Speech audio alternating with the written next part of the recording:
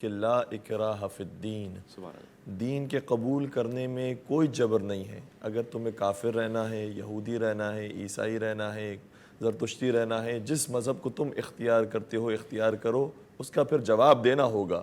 لیکن ہم تمہیں زبردستی نہیں کریں گے کہ زبردستی اسلام کے دائرے میں لے کر آ جائیں، زبردستی ایمان کے دائرے میں لے کر آ جائیں۔ اگر خوشی سے قبول کرتے ہو تو قبول کرو۔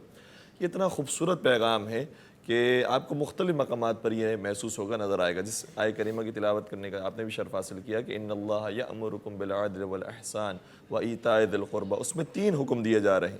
لیکن سب سے پہلا حکم انسانوں کو دیا جا رہا ہے کہ وہ عدل کریں۔ عدل کا مطلب یہ ہوتا ہے کہ جس کا جو حق ہے وہ اس کو دیا جائے۔ اچھا، 2 کلمات ہیں جو عام طور پر ہمارے مترادف بن گئے ہیں اور استعمال ہوتے ہیں، عدل و انصاف کے کلمات۔ جبکہ عدل ایک الگ معنی رکھتا ہے، انصاف ایک الگ معنی رکھتا ہے۔ انصاف کا مطلب یہ ہے کہ کچھ حقوق ایسے ہیں کہ جس میں سب برابر ہیں، چاہے وہ کافر ہوں چاہے وہ مسلمان ہوں، سب برابر ہیں۔ اور مولا متقیان امیر المؤمنین حضرت علی بن ابی طالب علیہ السلام سے بھی نبی اکرم صلی اللہ علیہ وآلہ وسلم نے ارشاد فرمایا تھا کہ یا علی اکرم الجار ولو کان کافرا واکرم الضیف ولو کان کافرا واطع الوالدین ولو کان کافرین۔ فرماتے ہیں کہ اے علی، جب مہمان تمہارے پاس آ جائے تو اس کا بھی احترام کرو چاہے وہ کافر کیوں نہ ہو۔ اگر پڑوسی ہے تمہارا وہ کافر کیوں نہ ہو، اس کو بھی عزت دو۔ اور اگر والدین، چونکہ پرانا زمانہ تھا والدین کافر بھی ہوتے تھے، تو اگر کافر والدین بھی کیوں نہ ہو تب بھی ان کی اطاعت کرو، بات مانو، سوائے یہ کہ وہ کوئی محرمات میں سے کسی چیز کا حکم دے۔ تو اس قدر قرآن کریم نے بھی اور سیرت نبی اکرم کے اندر بھی آتا ہے کہ کافروں کو برابر کے حقوق دی ہے۔ تو کچھ معاملات میں انصاف ہے، انصاف کہا جاتا ہے برابری کو، ہر چیز کے اندر برابری ہے۔ فرض کیجئے کہ ابھی یہاں پر افطار کا دسترخوان لگے گا تو میرا بھی معدہ ہے، شکم ہے، ایک کافر اگر کوئی آتا ہے تو اس کا بھی شکم ہے، معدہ ہے، سب برابر ہے، اس کی بھی طلب ہے، سب برابر ہیں۔ حتیٰ سیرت نبی اکرم میں اور ائمہ علیہ السلام کی سیرت میں ملتا ہے کہ حتیٰ جانور بھی شکم رکھتے ہیں، ان کی بھی تو بھوک ہے، ان کی بھی تو پیاس ہے۔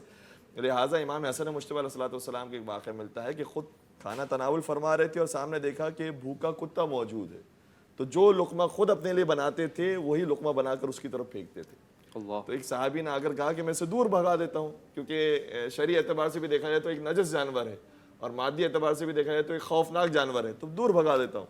تو امام نے منع فرمایا کہ مجھے شرم آتی ہے کہ کوئی مخلوق خدا، یعنی ہم تو ہیومن رائٹس کی بات کر رہے ہیں، یہاں پر مخلوق کی بات ہو رہی ہے، کوئی مخلوق خدا میرے سامنے بھوکی حالت میں موجود ہو اور میں سیر ہو کر کھانا کھاتا ہوں۔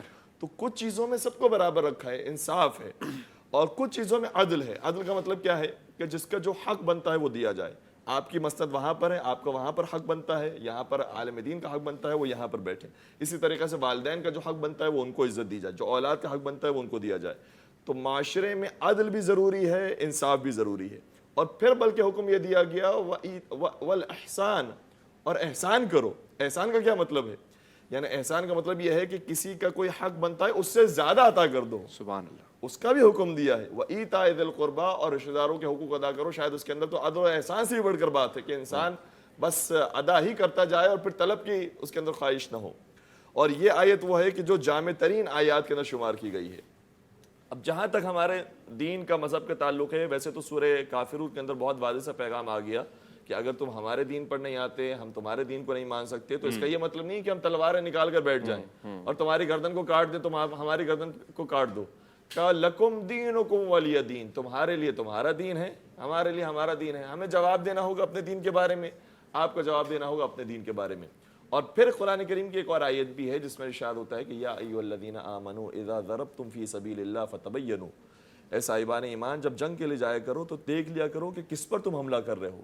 ولا تقولوا لمن القى الیکم السلام لست مؤمنا، اور جس نے تمہیں سامنے سے سلام کہہ دیا، کافر تھا، بظاہر ہمیں کافر لگ رہا تھا، اس کو مارنے کے لیے ہم چلے تھے، اس سے سلام کہہ دیا، سلام علیکم، تم پر سلامتی ہو، تو پھر لست مؤمنا، خبردار اسے کافر نہ کہنا، یہ نہ سمجھنا کہ وہ کافر ہو گیا اسے مار ڈالو، یہ کافر نہیں ہے بلکہ وہ مؤمن ہے، تمہارا بھائی ہے۔ اللہ اکبر۔ اور ایک صحابی نے یہ کام اقدام کر لیا تھا، اچھا، تو نبی اکرم نے کہا کہ وہ جب تم پر سلام بھیج رہا تھا اور اسلام کا اظہار کر دیا تھا تو تم نے کیوں مارا؟ کہا مجھے معلوم تھا کہ وہ کافر، وہ تو ڈر کر اس نے اسلام قبول کر لیا تھا۔ تو نبی اکرم نے کیا خوبصورت جملہ شاہ فرمایا، کہا اس کے اسلام کا جو اس نے دل میں ارادہ کیا تھا اس دل کو تم نے چیر کر دیکھا تھا اللہ اکبر، کہ وہ مسلمان ہوا یا نہیں ہوا. ہم تو فوراً سے ججمنٹ دے رہے تھے. بالکل، ہمارے یہاں تو کفر کے فتوے لگ جاتے ہیں بہت آسانی سے، اور ہم اس بات کی کنڈیم ہم بھی کریں گے اور مفتی صاحب بھی انشاءاللہ ساتھ دیں گے کہ ہمارے یہاں اس بارے میں بہت احتیاط کا حکم ہے. اگر پیغمبر اکرم کی محفل کے اندر کوئی منافق بھی ہے تو یہ نہیں فرماتے کہ یہ منافق ہیں لہٰذا انہیں مدینے سے باہر نکال دیا جائے، انہیں عبادتوں کے اندر شرکت نہ کرنے دی جائے، انہیں مسجدوں میں نہ لایا جائے. خبردار، منافقوں کو بھی مومنین کے ساتھ ہی رکھا، مسلمانوں کے ساتھ ٹریٹ کیا. کسی پر کفر کا فتویٰ، کسی کو ٹونٹ کرنا نبی اکرم کی سیرت میں ہمیں نظر نہیں آتا. تو جو نبی اکرم کی سیرت ہے، اور ان کی سیرت تو حتیٰ حیوانوں کے لیے تھی. حضرت امام زین العابدین علیہ السلام نے تقریباً روایتوں سے ملتا ہے کہ 40 حج کیے تھے اور 20 حج ایک اونٹنی پر سوار ہو کر کیے تھے، لیکن کبھی بھی اسے تازیانہ نہیں مارا. اللہ اکبر، جبکہ یہ تو عام سی بات تھی. وہاں تو غلاموں کو مار دیا جاتا تھا، یہ تو جانور ہے. جی. تو ایک مرتبہ سوال کیا کہ اے مولا سید سجاد، یہ بتائیے کہ آپ اپنے اونٹنی کو تازیانہ کیوں نہیں مارتے؟ تو کہا کہ لولا خوف القصاص لفعلت، اگر مجھے قیامت کے دن اس قصاص کا خوف نہ ہوتا تو پھر میں کام کرتا. مجھے پتا ہے ہر چیز کا وہاں پر حساب و کتاب دینا ہے. قرآن کریم میں کہہ رہا ہے کہ فَمَن يَعْمَلْ مِثْقَالَ ذَرَّةٍ خَيْرًا يَرَهُ وَمَن يَعْمَلْ مِثْقَالَ ذَرَّةٍ شَرًّا يَرَهُ. تو اگر چھوٹی سی بھی نیکی انسان انجام دیتا ہے تو اس کا بھی حساب و کتاب دینا